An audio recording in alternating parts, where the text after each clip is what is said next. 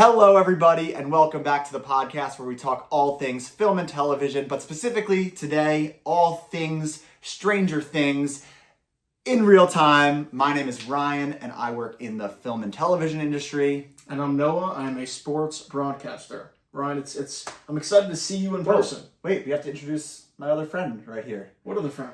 Mr. Whatsit. Miss who? My friend, Mr. Whatsit. Don't you see him sitting right here, dude? Ryan, I don't know who you're talking about. No, come on, man. I don't see anyone.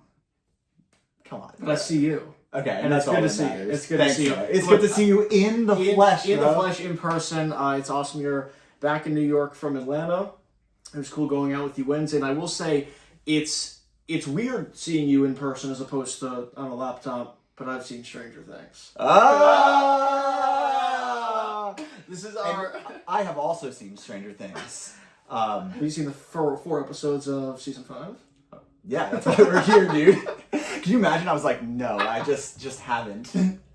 So, season 5, volume 1. Overall, there will be 8 episodes in season 5. 4 were already released, 3 on Christmas, and 1 on New Year's Eve. All the holidays. Yeah. So pretty cool. They're dominating all the holidays. And we have not told each other our thoughts. No. I have sent essays to my friends. I've sent paragraphs on paragraphs on paragraphs to my friends. I have a whole thing of notes right here on my laptop. I separated it myself, the good, the bad, and further thoughts. I don't know how you want to do this. We didn't even talk about the structure, so we could do it whatever way you want. And yeah, I'm honestly excited to get into it because I think Stranger Things season 5, volume 1 was number 2 on your November ranking. It was number 1 on my November ranking in terms of what are anticipated projects for us for the month. So we are obviously both very excited about it, and I'm happy that we're back after 3 years.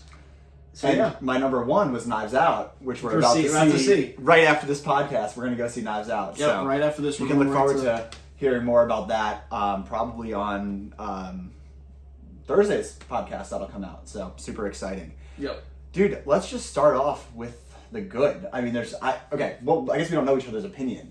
True. So- First things first. Spoilers. The entire episode is going to be a spoiler-filled podcast. So if you're looking for spoiler-free stuff, you can find that elsewhere. We're going to dive into it. There's a lot to get into. So I don't want to spoil anyone who doesn't want to get spoiled. So if you don't want to get spoiled, this is not the episode for you. Go watch it and then come watch our thoughts. And yeah, you got to watch this without knowing anything because there's a ton of surprises.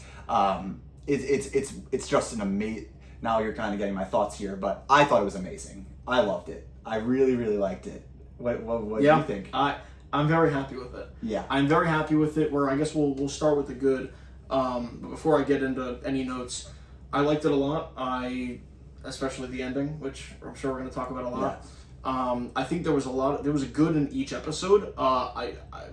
There are a lot of people on the internet that disagree with this premise, but I think especially episodes 2 and 4. I think I like episode. You have that? Love 2 and 4. Wow! Come on. Oh my god. Love 2 and 4. I see people hating on episode 2. I thought 2 It was great. is maybe better than 4. It's great. Maybe. I mean, the ending of 4 is incredible for obvious reasons, but I mean, 2 hit me, man. That let's start with that. Let's start with the Wheelers. Let's talk about the Wheelers. Sure. Let's talk about the Wheeler family. What's the mom's name? Why am I forgetting? Karen Wheeler. She defended her daughter with tooth and nail. That was crazy, smashing the wine bottle. That whole attack of the Demogorgons on their home, I mean, my heart was racing. I thought they were both goners. I was pretty sure both the parents were gone. You have Nancy and Mike rushing to get there, and they're under the bathtub. The best thing about Stranger Things is when you have all these different moving pieces, I think, and there's so much tension and uncertainty, and the timelines aren't lining up perfectly, and you're unsure if people are going to make it there on time, and like that was just a peak Stranger Things scenario with the Demogorgon attacking the Wheeler home while their kids are rushing to get there. I think it was probably the second best sequence besides probably the same agreed sequence in the whole show. It was the great. Whole season. It was awesome. Do you think, and we don't know what's going to happen with the Wheelers, obviously, with the parents, do you think one of them should have died? Because I was surprised that both of them lived and are fighting for their lives in the hospital. I was surprised. I thought like you just said, I thought they were gunners. Do you think they should have killed one of them off there? You know, a lot of talk of, oh, the Duffers won't kill people off kind of thing, or like main characters. So what are your thoughts on? I think one of them should have died. Yeah. One of them should have died. I think that adds a lot of stakes.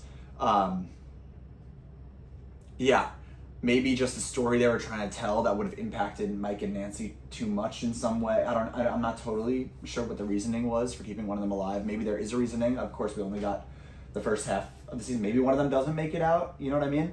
Well, something to think about is there's a shot in the trailer of Max and Lucas trying to escape the hospital from a Demogorgon. So not only is Max in the hospital, but both the Wheelers in the hospital. So I don't think they're necessarily 100% safe yet. Maybe it's one of those. Could you imagine? It's like, okay, they're safe, and everyone sighs a breath of relief. And you're like, okay, and then they die a few episodes later. Like that could be pretty unexpected.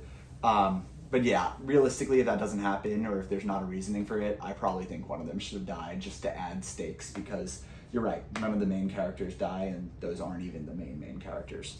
I do think I love the Karen scene, especially because it's such a good payoff to that season 3 conversation between Karen and Nancy, where, you know, Karen tells her daughter Nancy, you know, you're such a fighter. And then, like, where do you get it from?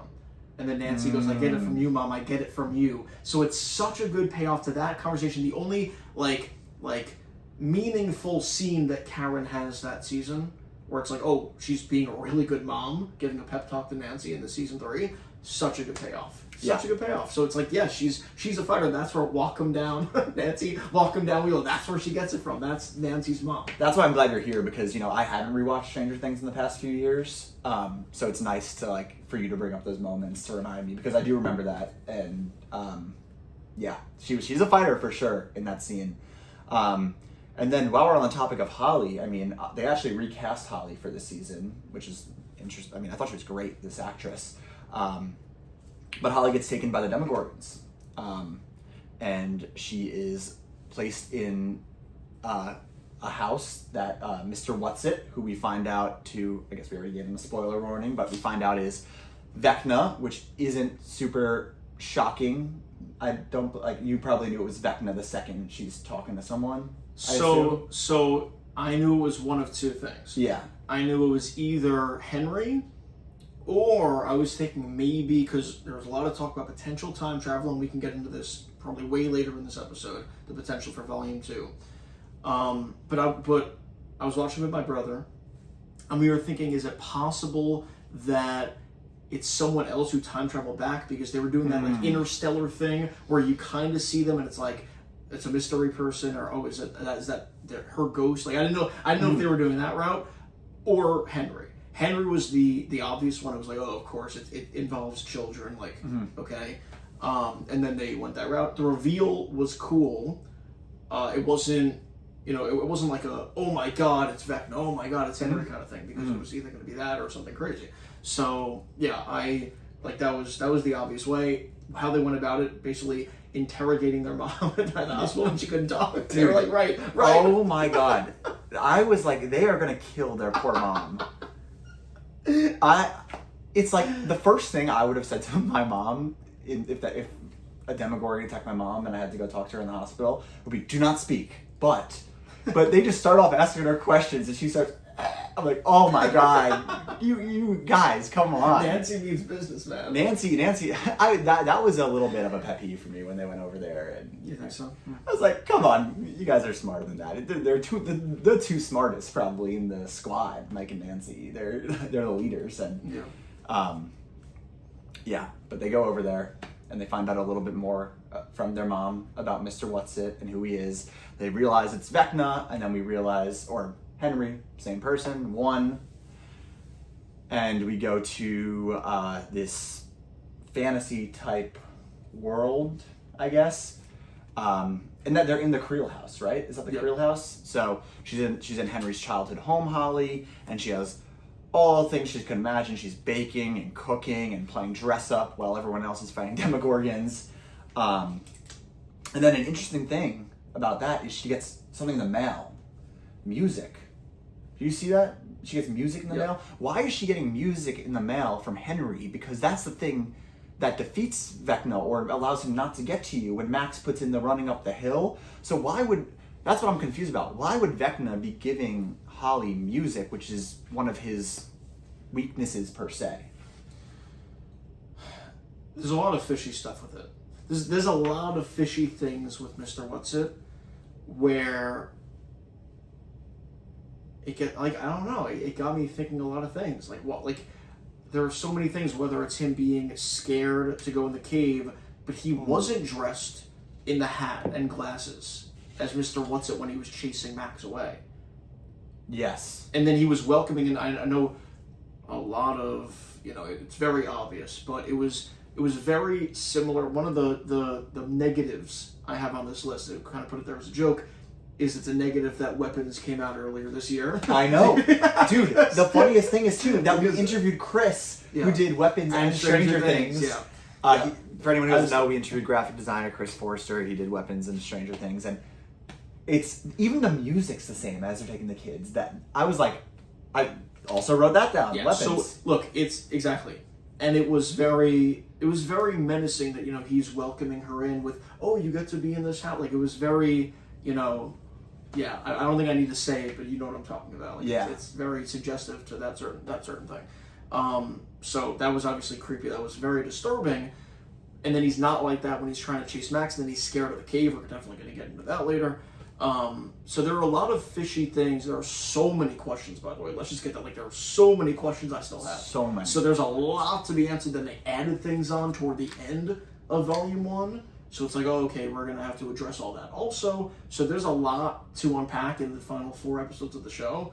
And Volume 2 is going to answer so many questions. So it's just a matter of how they go about it. We are both Star Wars people. This is not a similar feeling in the sense of like I'm way more excited for Volume 2 of Stranger Things than I was for The Rise of Skywalker. But The Rise of Skywalker had so many questions they had to answer. They didn't answer all of them. Yeah. They did a poor job with that. Totally. So I trust the Duffers a lot more. I'm sure all the questions will be answered. It's just a matter of will they all be satisfying. There's a lot going on. Yeah. So again, we're going to probably get into that later on. But in terms of the Mr. What's-It thing, why would you give her music? That's something we're probably going to find out. Or maybe to make her feel more comfortable. Or maybe Max knows that... I don't know. But maybe Max delivered it, but why wouldn't she tell Holly? I don't know. But look, Mike and Nancy said there's no coincidences, so I don't think that's a coincidence that she's getting a music mailed to her. I think with the radio, it's going to come back into play somehow. And yeah, we'll have to see how. What else do I want to talk about? So one of my positives, something you actually briefly meant up, you said Mike and Nancy are the smartest, like they're the leaders. Mm-hmm.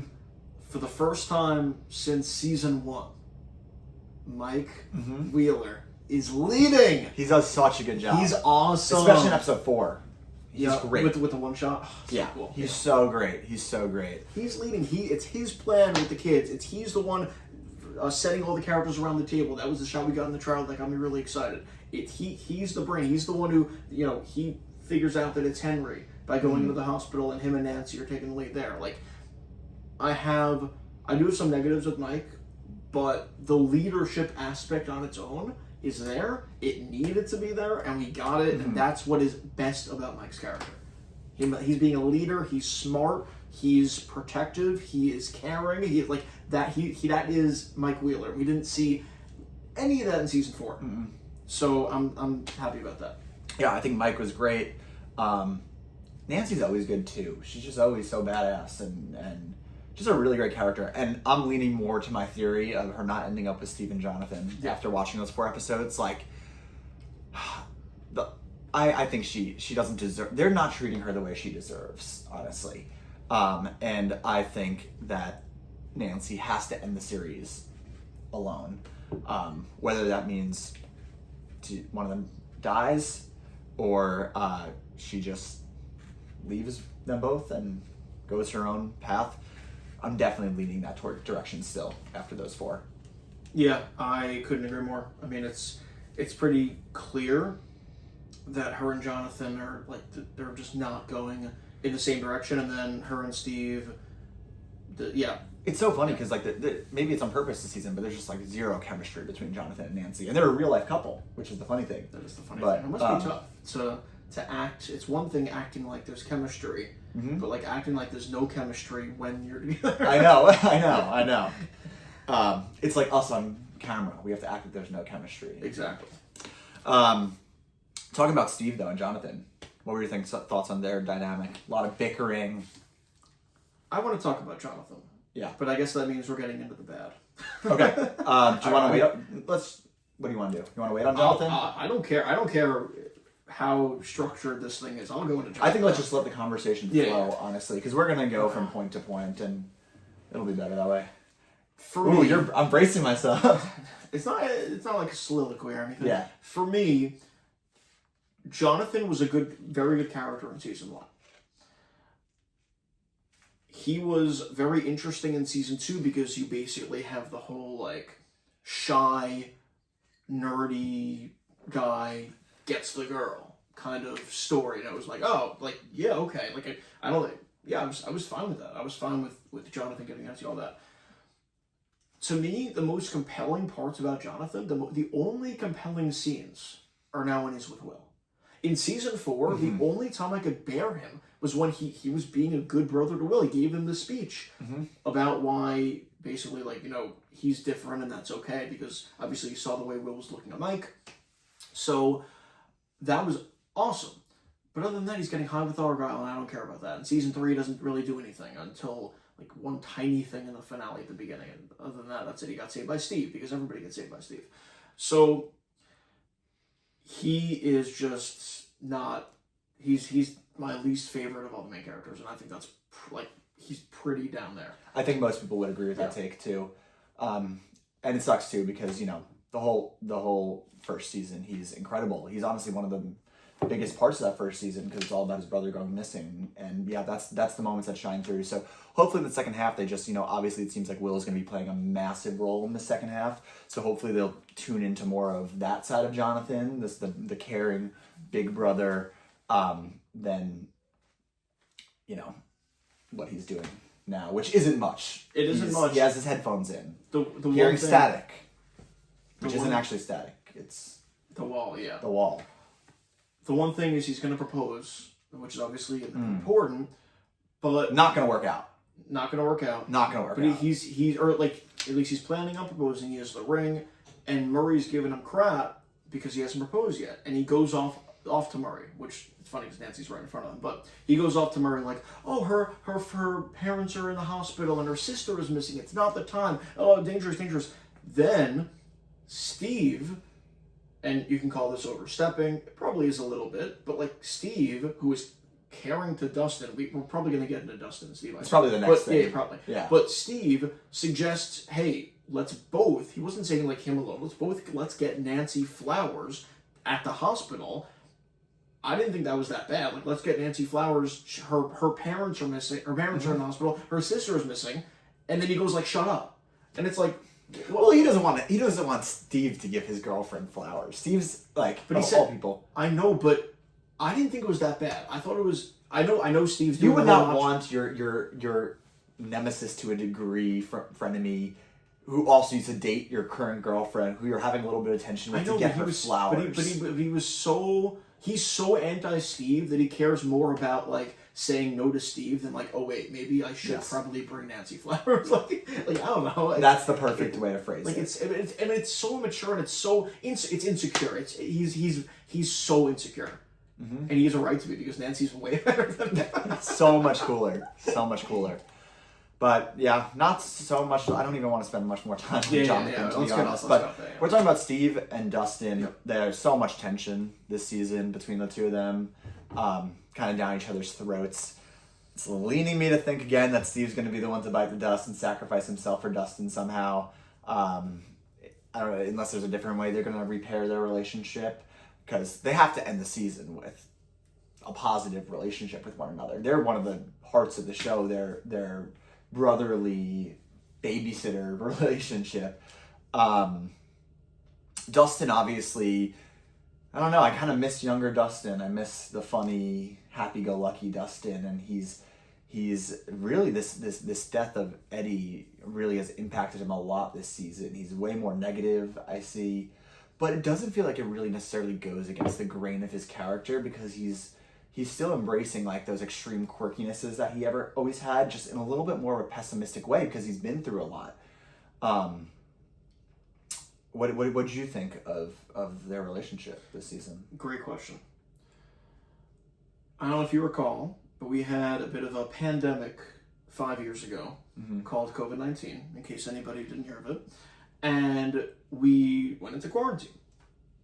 And I don't know about you, but I don't think after 18 months of being in a quarantine, I was the same happy-go-lucky, like, okay, everything's fine person I was in December of 2019 as I was in, summer of 2021 or whenever that 18-month period would have been. And you might say that's a cop-out, but I think it totally makes sense that at least two characters, in this case it is two characters, aren't the exact same as they left off them in season 4. Steve has always been annoyed a lot, but Steve is still trying to get to Dustin. He's trying to get through, and Dustin won't let him. What is Steve supposed to do? Pick him up and force him to give him a hug or something to try to make him feel better? Like, Steve's trying. So I am totally he's annoyed a little more than usual. He's frustrated at the situation, but Dustin is being such a prick. But I also understand where Dustin's coming from, because he's pissed off at the world. He's so pissed off at the world because of the Eddie situation. So he's just like, he's had it. It's not like he's abandoned all his friendships. He's still friends with the 3 guys. Like, he's still whatever. But yeah, they're going through it. They're gonna figure their stuff out. They're going to. It's only 4 episodes. That's why I'm trying not to overreact on really a lot of stuff, because I know that there's still half the season. Because the arcs aren't done. Yeah, they're not done. So they're going to be fine. If I was to say one thing I'm not concerned about whatsoever, it's Dustin and Steve will be fine. Well, maybe not be fine in the end, but then their relationship will. What if Steve dies and sacrifices himself for Dustin? Yeah. The other side to that, which is why maybe that wouldn't happen, would be then Dustin lost his 2 biggest role models in Eddie and Dustin. We talked about this. Anyone that dies, it's going to impact another character who's gone through so much. Yeah. But you're right. This is one of those things that it's probably worth just waiting to see. Yeah. Along the lines of the quarantine, I guess I could start off with one of my good things. Yeah. The exposition dump by Robin in episode 1 right away is fantastic. I forgot if we've talked about this in the past, but like sometimes exposition is done the wrong way, where it's like annoying. Sometimes you have the Christopher Nolan thing where it's like continuing a conversation in different rooms. That's probably the only, maybe you could say, weakness for a Nolan movie. Everything else about Nolan movies, he has a lot of 10 out of 10. Yeah. So there's a lot where it's like, oh, now we're in this room. That exposition dump is awesome. The exposition dump in Fantastic Four, awesome. Really good job. So this was an example of doing it right, where Robin is on this squawk or radio or whatever, and she rocks in the treetops all day long. Yes. Bopping and bopping and singing this song. Keep going. Oh, go Rockin' Robin. Yes, Rockin' Robin reference. She ends up saying Rockin' Robin later. Yes. So I thought it was really good. I thought that literally was a way of telling the audience what we've missed, because the last thing we knew coming off of season 4 was, Hawkins is burning the upside down particles are in the right side up, the real world, and it was like, oh my god, what's gonna happen next? We come back and all of a sudden everything looks normal. So it's, at first, me personally, I was like, interesting. Then they explained the government obviously covered it up like they always do. They put metal to not allow the upside down particles to continue to come in, and it was quarantined. So everybody needs to stay in Hawkins. That's where Murray comes in. That's Murray's only thing with this character this season, is bringing them supplies. Which is that's fine. his thing. Which is fine. There's so many characters. Yes. I love Murray. It's limiting his character a bit, but it's fine. I'm fine with it, especially with all the stuff they've added, which we'll get into. We're talking about relationships. We're talking about duos and everything. What have you thought? I have strong thoughts on this. What have you thought about the Hopper L storyline and how their characters have connected during the first 4? A lot of development as it went on, because they start off, as Hopper and Elle often are, kind of at each other's throats a bit. And as it goes on, they gain a little bit of trust. And I I think it was good, but I did find it to be a little bit repetitive. I feel like we've seen, I mean, you're more of the expert of the show, but I feel like we've seen this Hopper L protective, which obviously makes sense. He's her dad, and it seems like their dad, and it seems like he's allowing her to do more as the season went on, but I think it was fine. I don't think it was anything revolutionary. Like, it was fine. You loved it? I loved it. Why? Because that when we've seen them do bicker back and forth, and him be overprotective, and her get mad and stomp out and rebel and this and that a billion times. But I think the only repetitive thing that I felt truly was, and it was like, okay, we get it, was there was one time when Hopper was about it, like when Elle took off his vest and she was like, oh my god, it was like, oh my, is Hopper about to like literally blow himself up and everything? And then we see more shots of Sarah, more shots of his daughter. It was like, oh, okay, we didn't need like more of those flashbacks. So I was like, all right, a little repetitive, what? You just keep going. Okay. But I understand what you're saying, that the trope we've seen of him being overprotective and like not wanting Elle to do it, but also the military, Dr. K, who's hunting Elle, who's been the one behind it all. That Sullivan, the military guy from last year, I guess he's been reporting to Kate this whole time. So it's kind of like funny. It's kind of like a General Hux situation. Yes. Right? I thought the same thing. Hux in Rise of Skywalker. Yeah. So it was similar to that. I did like Sullivan, but it's fine that we have someone higher or whatever. So she's literally there. She's in the Upside Down. That's where the military is, who has been after Elle this whole time. So I totally get why Hopper wouldn't want Elle to be in the Upside Down. That makes perfect sense to me. And that there's so much, whether it's Mike, whether it's Hopper, it's kind of just those two. There's so much of their character revolving all these seasons around, like, need to protect Elle. Like, she can't be out. And as much as people want to be annoyed with that, it's true. Like, they're after Elle. And it's very, very true that she needs to be safe and protected. But I love how she's coming into her own every season. And now Hopper was fine with her eventually being in the Upside Down, and then like he let her jump, which is awesome because she counted 7 seconds for the lighting and everything. So like that progression was awesome. And I genuinely But one time she went a little short, so she, instead of 7 seconds, she went 6. She went like 6-7 seconds. Oh my god. Now it was like during our stream. 6-7. Keep going. He made a 6-7 joke during. They heard. So yes. Yeah. Hopper. Yeah. Hopper. This is the best version of Hopper we've gotten since season 1. And I am unapologetically saying that. I truly believe that. I haven't seen anybody else say that or think that. I'm obsessed with Hopper this season. He is so badass. He is brave. He is everything you want it to be. The only thing you could say about his character in a tiny negative way is that he's not being a detective like he's been in seasons past, or like he's not he's not the one like uncovering a big mystery and using his brain and all that. Sure, I'll give that to anyone. I'll give that to you. But like in terms of being a badass, being a great father, being like everything you want out of his character, I love it. I love it. Love that man. Would do anything for that man. Yeah, I like him. I don't know if I feel as strongly as you. I don't know, dude. It was the Elle Hopper scenes just were not my favorite part of the show. Not bad by any means. I totally understand where you're coming from. I totally understand why he would be protective of her. Just to me, it feels like development that we've been through already with them. And what I will say is, it seems like they're at a point now where they are trusting each other, and maybe it would be silly if they didn't go through that beforehand. But I do like that they're paired up, because the whole show kind of started with their kind of season 2 was what really when started, right? Yeah. But it's a huge integral part of the show, so it's really nice that we get those moments between them, because they really have great chemistry and great banter. I don't know. It feels like things that I've seen before with them too. I think that's my favorite storyline of season 5 so far. To each their own. Yeah, I love it. I can't get enough. Every time it cuts back to them, wow, so happy. I'm so surprised. The Elle interrogating the guy by going, the military guy by going into his mind. Oh, that was great. Awesome.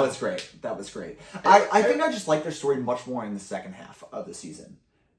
The second half of the volume. The first half, I was just, I was just like, Hopper, just let her do her thing. Let her do her thing. She's like you're already putting all these kids at risk. You're putting, like, literally, I guess they're not kids anymore, but it's like, Elle is the most superpowered out of all men. Like, she got to be out there fighting the battles. Like, you know, she's more powerful than you. Like, Yeah.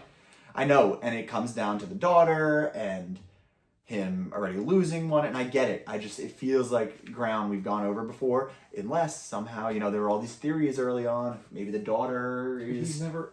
I don't think Elle is the actual daughter, but there's always all these weird theories about maybe the daughter comes back somehow or something I've heard throughout the years. Maybe they're bringing it up again for a reason. Probably not. But he's never said that to her. He had the amazing speech. Oh, one of the best scenes of all of season 4, easily. Mm-hmm. His speech to I forgot his actual name, but Enzo in the Russian prison, Yes. talking about Sarah, and he was the reason that she died. Like, oh my God, that's heartbreaking. Mm-hmm. He's never said anything to Elle about Sarah except for Gone. Remember, there was a one time in season 2, I want to say, where he was like, "Oh, that's my daughter. Like, that's my girl, Sarah. Where is she? Gone." Yeah, like that.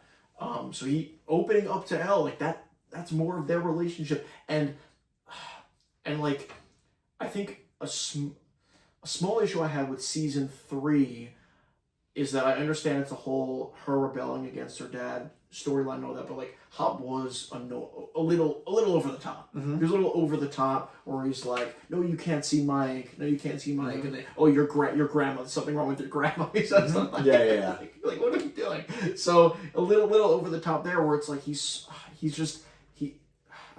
realizing that she's maturing in front of his eyes. He's speaking to her like way more of an adult than we've ever heard him speak to her in the past. Like, it's just, I don't know, for some reason that genuinely, like, when I rewatch it, I hope I feel the same way. Mm-hmm. Where every single time those two are on screen together, it's like, yeah, this is what I've wanted. Mm-hmm. I can't get enough. I'm glad you feel that way. Yeah, can't get enough. And I hope I feel that way the second half. So, again, not a hater. Just, it wasn't it.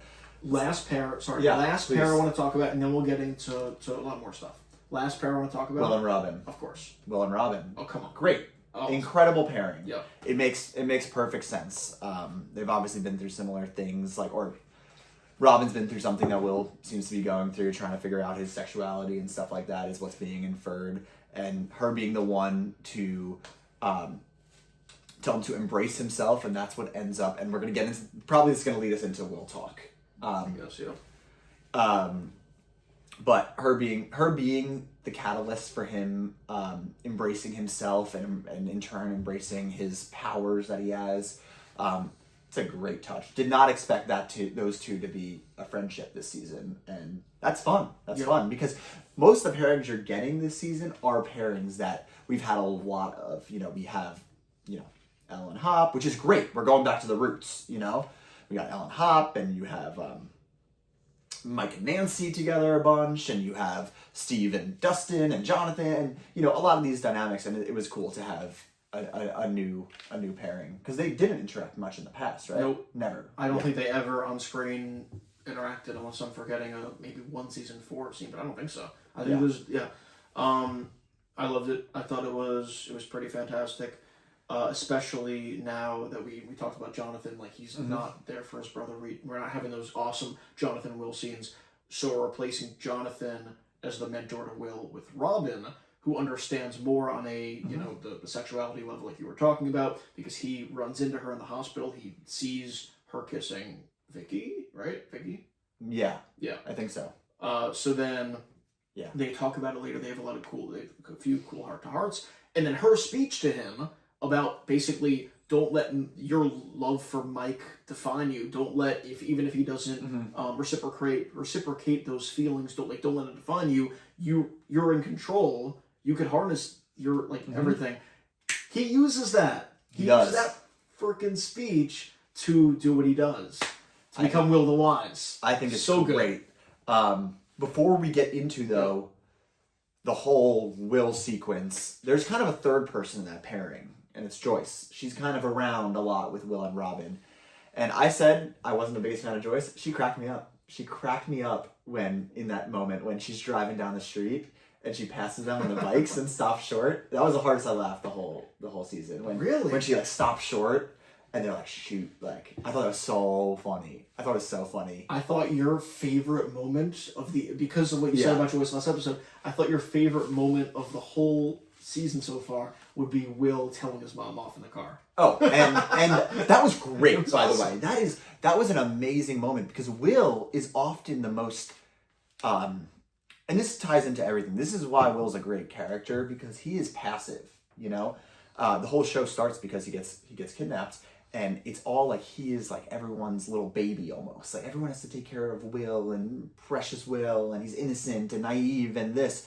And to see him like hold his ground and say that to his mom, who, you know, she obviously has done everything for him, but she is overprotective. I thought, yes, that was one of the best moments of the show for me, I think. Before the Will talk, I guess we could maybe do Will at the end if you want. The only other good I have here on this list that I wrote was the Max return. I know we talked about the Max and Holly a little bit. Aura. Come on. Aura. Come on. The end. Bruh. I told you Sadie Sink is a star. Yeah. And the second she showed up, I was like, Aura. She is so cool. I think I have a crush. There you go.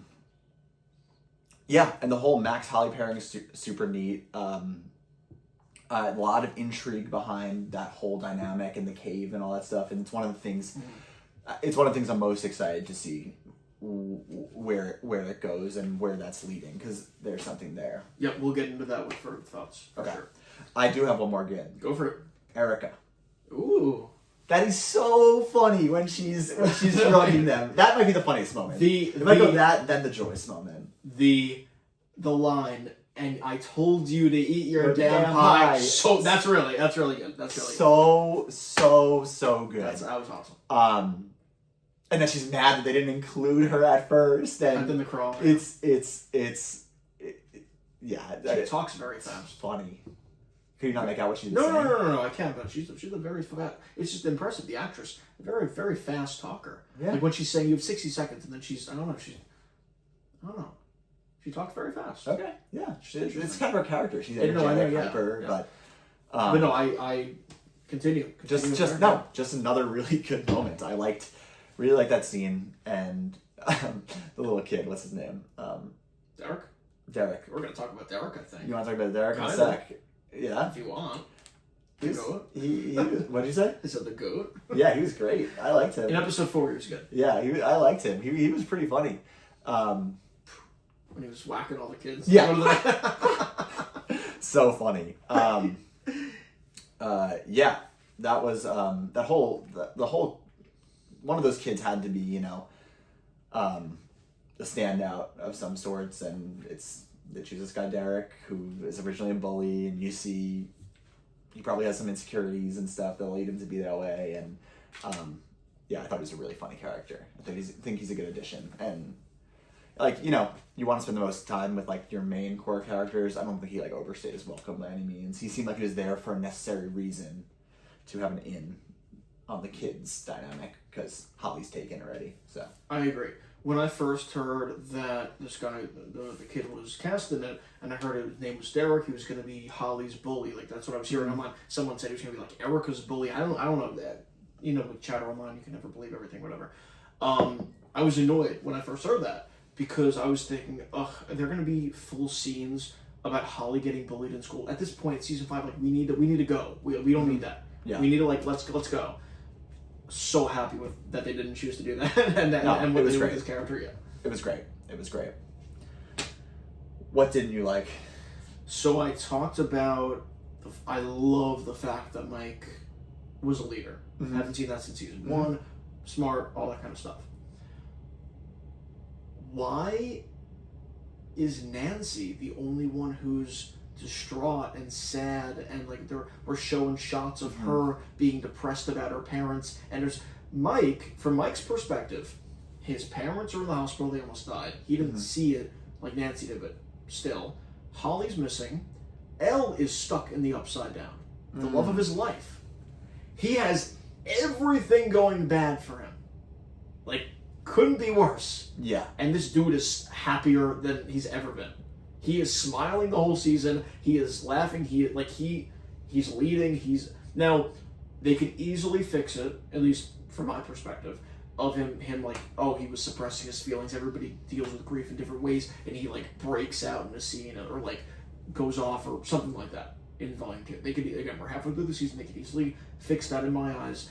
It's just totally, it's weird. It's kind of like they've taken the emotion factor away from like this dude is so emotional in season 3 and 4. So emotional. They've taken that away and they put the leadership in. It's like we can't have both. We can't have the leadership and he's like distraught and he's using that sadness and that anger to be the leader that he was meant to be. That took me. I like it. It's one of those things that I actually didn't even think of when I was watching it, just because you're paying attention to so many different characters and their relationships. But the second you said it, I was like, yeah, why was he acting like that?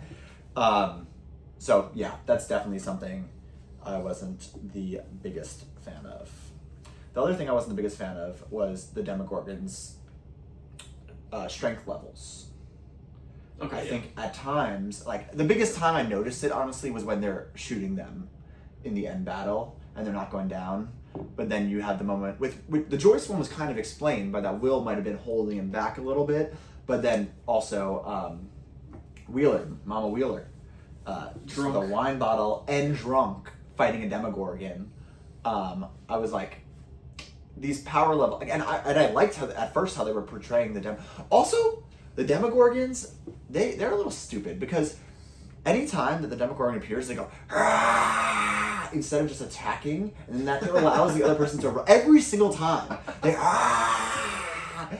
And then the other person stands there like this. They have like a good 5 extra seconds to do whatever they can while the Demogorgon's mouth's open, and then they attack. I don't really care about that. It's pretty funny, but they definitely aura frame also the Demogorgons. I don't disagree. I mean, that's the power scaling Demogorgon situation. Also, the Lucas thing where they just like basically touch his chest. He's bloody a tiny bit, and then take the kids at the very, very end. Whereas they easily could have just killed Lucas. But he has main character plot armor. So if this is a main character plot armor thing, I'll give that to you. I will say, if they do kill a main character, I don't think I'm going to care as much about what you just said and about the main character plot armor and about the scaling and all that, because at least like they did that, they made that huge move, whether it's in Volume 2 or the finale or whatever. If they don't, I'll look back and be like Lucas should have died there, or Karen totally should have died. She never should have been able to like fight for her life in the hospital, something like that. So I'll give that to you for now, and then my mind might change if they decide to actually kill a main character in a badass way or whatever. So that's my that makes sense. That makes perfect sense to me. Should I go or you wanna? You can go. Okay. So one of the memories we see from that Max was talking about. Yeah, this is exactly the one I was looking for. Okay. It's the same thing. High school. Yes. Yeah. I'm confused. Okay. Do you have an explanation? So here's what I don't like, and let me know if you're thinking the exact same thing. That's literally what I was looking for, because I was like, there's something I want to bring up that I was confused about. So Joyce makes a play. This is November. We're gonna get into this in further thoughts. November 6th of 1959. Okay. Same date as when Will goes, but okay. November 6th, 1959. Joyce makes a play. Hopper's in it. We see a Newton, Bob Newby is in it. We see Munson's Eddie's dad or uncle or whatever, or I guess dad. We see Harrington is there in the high school with Joyce. It's everyone basically. My question is, Joyce and Hopper know who Henry Creel is because he was in the play. It said introducing Henry Creel in the play. Why was Henry in high school? I don't even understand. So that's your question? Yeah. So why is he even in high school? Because he kills his family, right? He gets taken to Brenner, and then he's with Brenner, isn't he? Until Elle banishes him to the Upside Down. Good question. Why is he even in high school? Why is because Max is in his eyes, isn't she? So it's not even just that his name's there. Max is watching his memory. Yeah. So he was the one walking. Yeah. He was the one walking past Joyce Yeah. and Harrington, yeah. Okay, I'll try to think about your question first, but then what I said really ticks me off. Why is he in high school? I didn't mean to interrupt your question. No. That's totally valid. Kind of thing. I was just like, I don't know. We're gonna get explained. I know you're right that Brenner takes him, and they show that. I'm trying to think why like Brenner would allow him to go to high school. I don't know. I think there has to be a reason. What was the thing that pissed you off? Well, the thing that pissed me off is like ignoring your thing of why is he there? He's there. Yeah. It says Henry Creel. It's his memory. He's there. Yeah.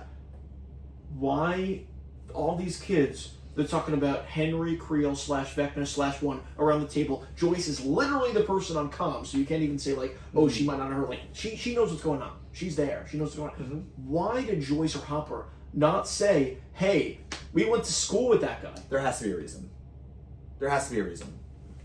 You think? There has to be. Because if they say like, oh, it's been over 20 years, we forgot, that's stupid. Also, they worked with him in a play, or Joyce worked with him in a play. She casted him. It was her play. She cast this guy Henry Creel in the play. Yeah, I have no clue. So that, I guess it'll be answered. A lot of it will be answered. But I don't like that already because it's just what if weird. it's like his like, what if like, I don't know, maybe it doesn't like it doesn't make sense because it says Henry. It says Henry Creel. It can't be like a made up story in his head or what. I don't know. No, because the date was November 6th. So I guess my next thing along with that is, I guess this goes into further thoughts, but clearly the play went wrong, I'm assuming, because November 6th, and that was like, ends up being the worst day of his life, or whatever, or an awful day, and then he wanted to repay Joyce on that date, November 6th, and then he gives her the worst day of her life by taking Will. Like, I'm thinking, because she gave him the worst day of his life with something that happened with the play. Like, she humiliated him, cast it on purpose to, like, bully him or humiliate him, and then he gets returned. And now your first question might be, why not just do it with Jonathan? Well, Jonathan had a way better childhood than Will. The parents were still together. Like when Will was a child, that's when the divorce happened. That's when his dad was a piece of shit. That's when Will was the one who had the rough childhood and had to listen to will I stay or will I go?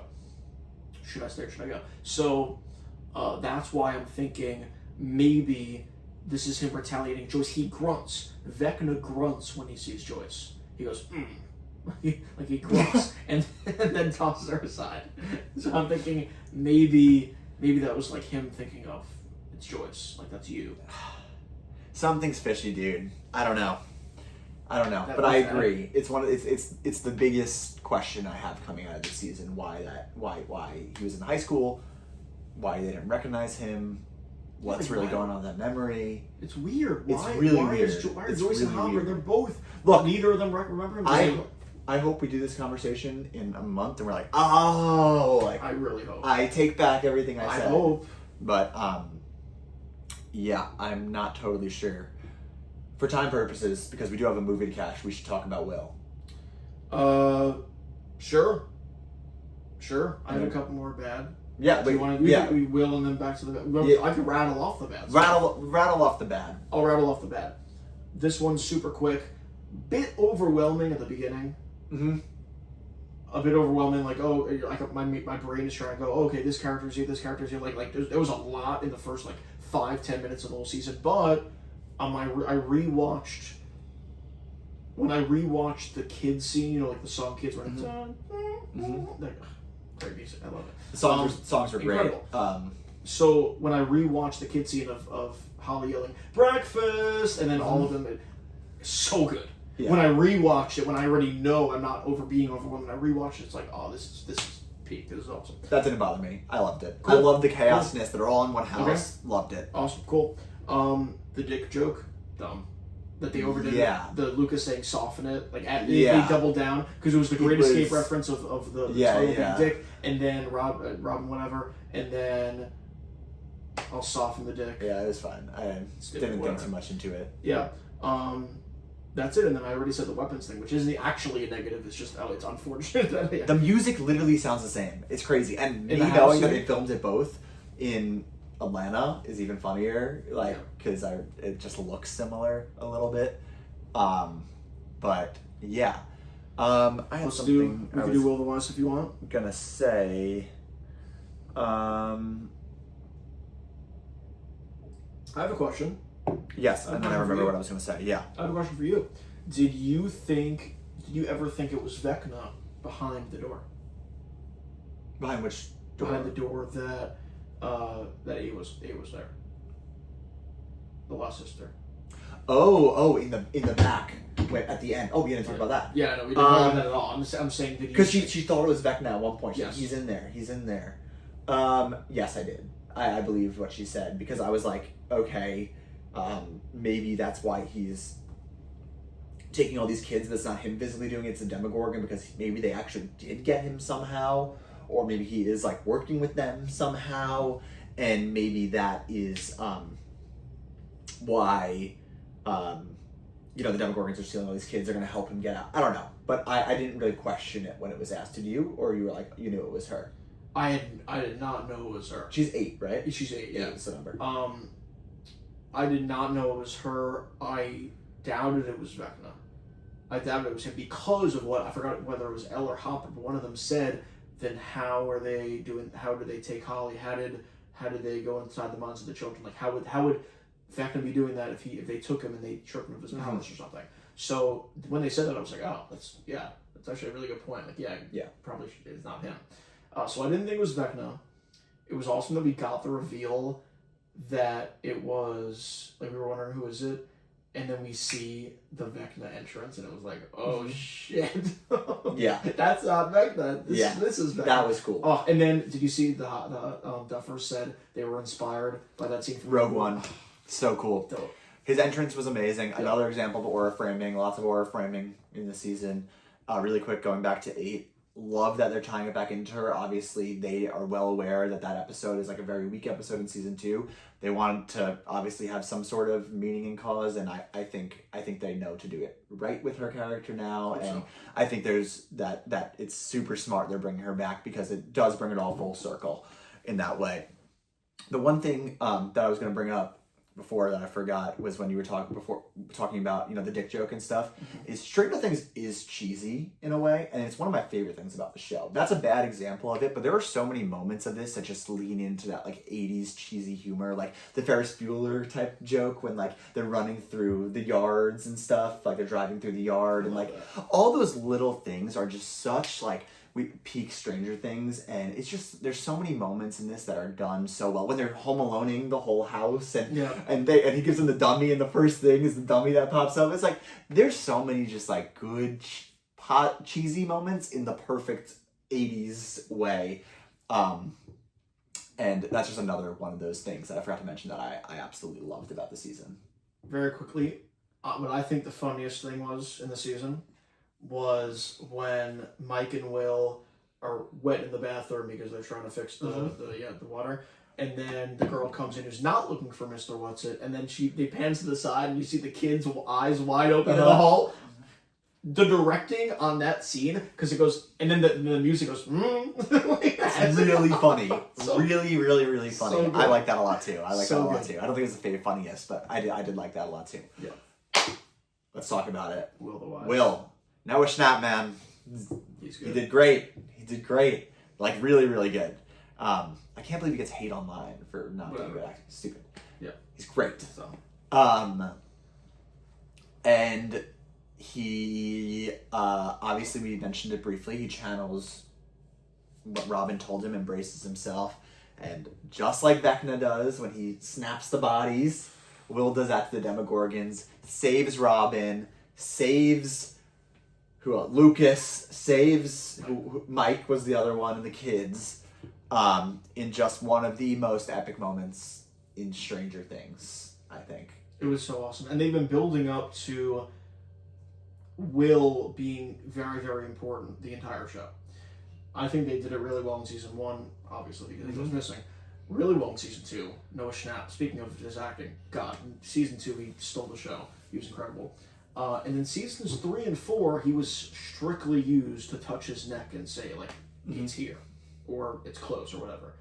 So they sidelined the character a bit, but at the end of the day, it was like, all right, something's got to happen with Will. Like, he's had powers already because he could see what they call now memories. So he was always able to tap into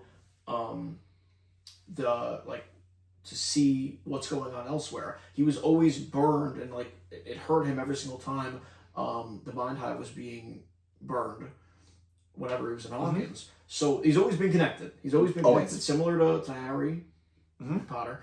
Always been connected, and now he finally used Robin's advice, channeled it, and was able to stop the Demogorgon. And that shot of my jaw genuinely dropped. And I'm not overly shocked that he has powers or that like he did something like that, because again, like you could maybe see that's where they were going to go this season, but like the way they did it was so good. The Demogorgon is like frozen, and my jaw dropped, and I was like, "This is so awesome!" It was so epic. It was so cool. And then the camera pant, and then you see his eyes are white, like really so good. And then of course, this is the most badass thing of all time: him wiping it, the blood at the end. And the blood. Oh, that's the coolest thing. That's the most badass. That is the that coolest. Will him ever and Elle, know. they're siblings. They really are. I mean, like they're brother and sister. It's crazy. I'm such a fan of how it ended, and yeah, do you think he's gonna go to the dark side? No. Okay. I think if it was between him and Elle going to the dark side, it'd be Elle.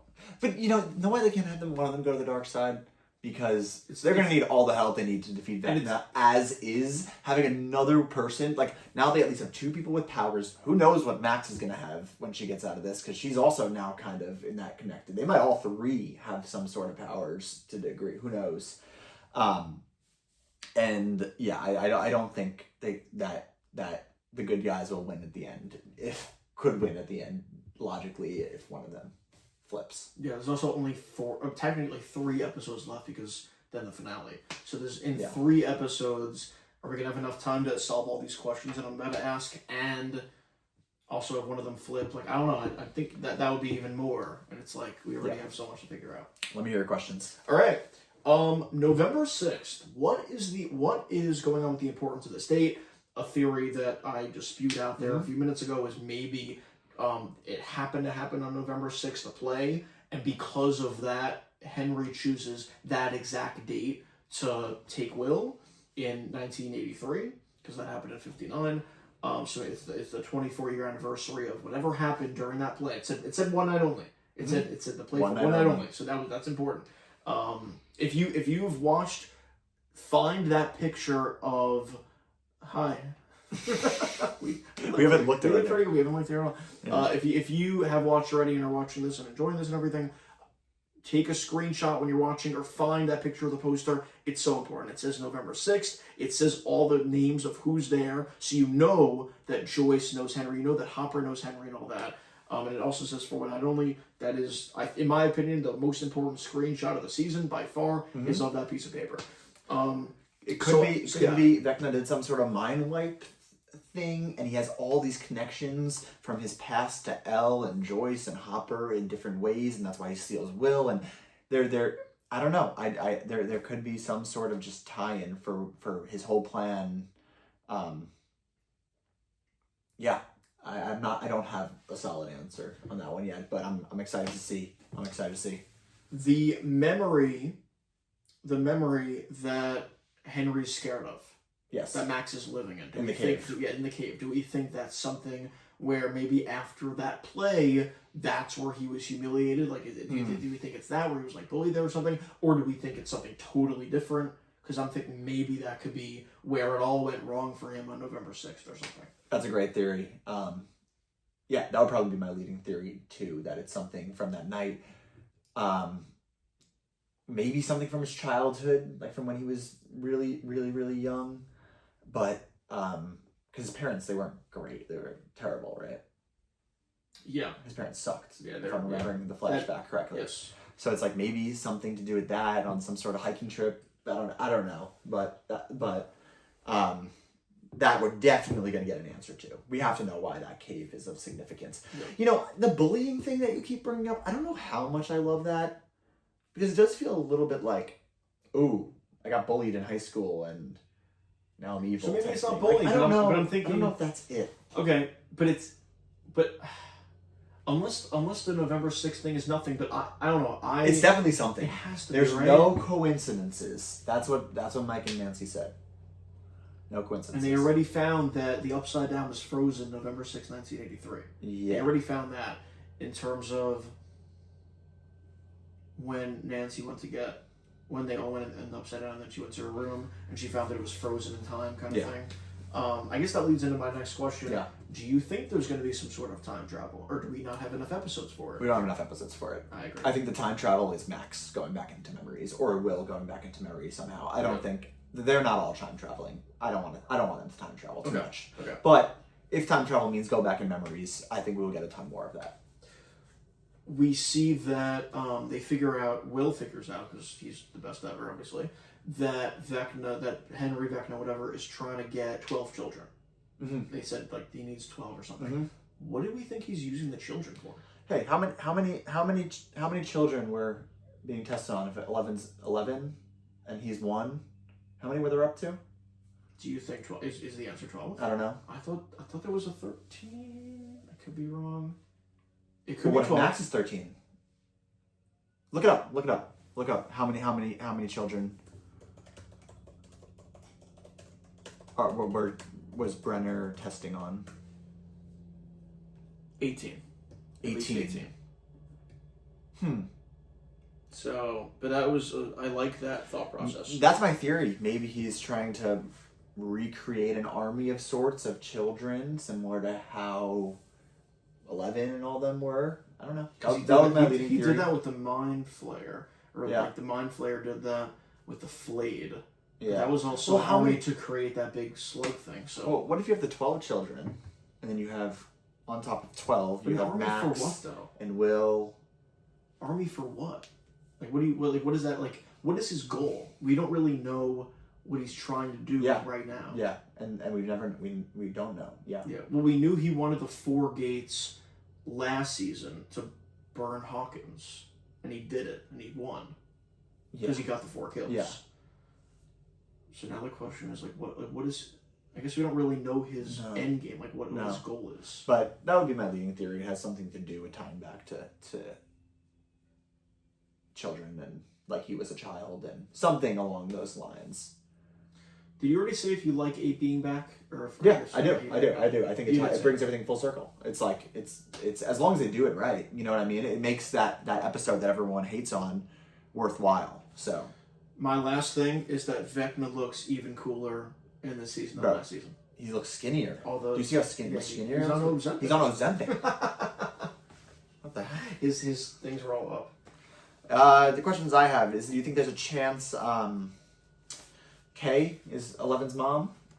I saw someone say on Twitter like she's mama. Oh really? I did not see that. This this was just something I thought while watching. Kay is 11's mom. Wait, you mean You mean what's her name? The one who she visited in the bed and everything? Or you mean she's not her Or mom. maybe like Brenner's wife. Yeah, some connection in that way. Like, do you think because she's so sweet to her the way she's speaking. Like, maybe there's some sort of connection. No, because Elle didn't remember her. Elle didn't remember her. No, I don't. Yeah. There's no connection. I don't think so. Okay, cool. I don't think so. That makes sense. That might be all I got. Good 4 episodes. It was a great 4 episodes. 9.8. Especially 9 point. The episode 4 is a 9.8 on. That's crazy. It's the highest one. Especially 2 and 4. I agree. Might have even like 2 more than 4. I really like the end of 4 though, so that might even it out. The end of 2 is the 1 was the weakest for me, as we mentioned. Just a lot of exposition, but it was fine. And then it really gets going like right away after that. So I almost thought imagine they started off with the Wheelers' home being attacked. That would be the craziest way to start the season. That would have been sick. Yeah. Regardless, we got to catch Knives Out. Dead Man Walking. Wake Up Dead Man. Wake Up Dead Man. So we're gonna head out, but this has been awesome time. We both are big fans of this season, to say the least. Yep. And we're excited we're gonna have our next episode drop on Thursday. So I'm sure we'll be talking a few more things, Stranger Things. And we're going to have our November re-rank after we've seen all of the November projects. We will have seen Eternity by then. We will have seen Wicked by then. And of course, Wake Up Dead Now we're about to see. And we're done with our Stranger Things watch, of course. And we will have our December rank. So all December projects will be talked about. We'll each rank it in terms of anticipation for those projects, whether it be movies or shows. And yeah, this has been your Stranger Things Season 5, Volume 1 review. Spoiler Folds review. In real time. time. Thank you, guys.